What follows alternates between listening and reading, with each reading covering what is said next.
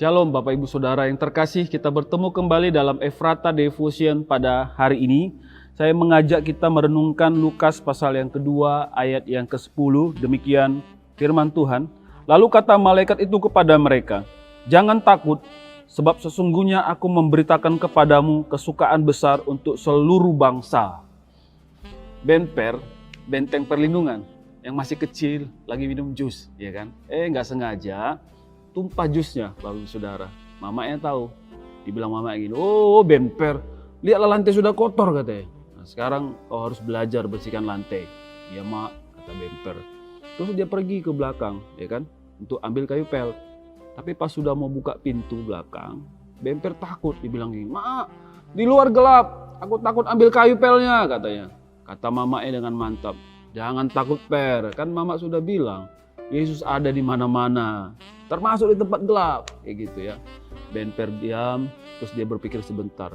Lalu dia dongakkan kepalanya keluar pintu, ya kan?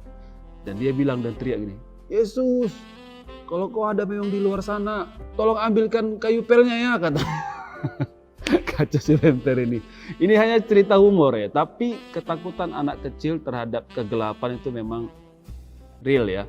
Bapak Ibu Saudara, sebenarnya semua ketakutan itu adalah produk dari ketakutan manusia pertama, Adam dan Hawa. Ketika mereka jatuh ke dalam dosa di Taman Eden. Dan sejak manusia jatuh ke dalam dosa, muncullah berbagai ketakutan. Ya. Perkataan yang sering muncul di masa menjelang Natal adalah jangan takut. Allah menyatakan diri dan pesannya ya. Salah satunya melalui malaikat, Saudara.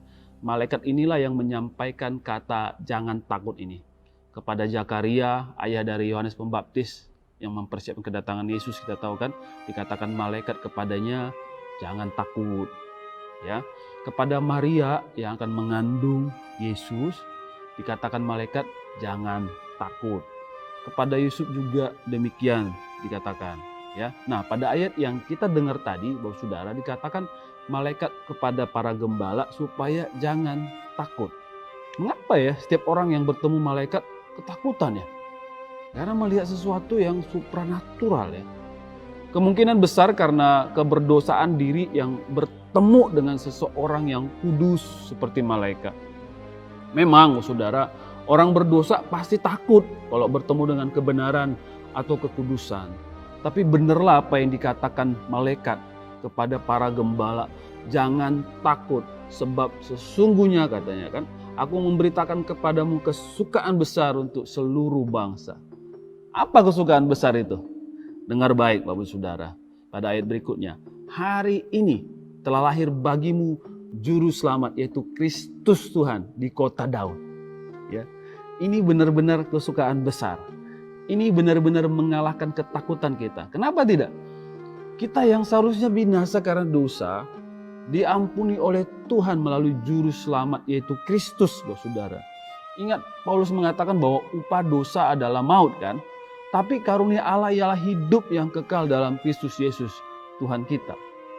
Dosa adalah ketakutan terbesar setiap kita harusnya.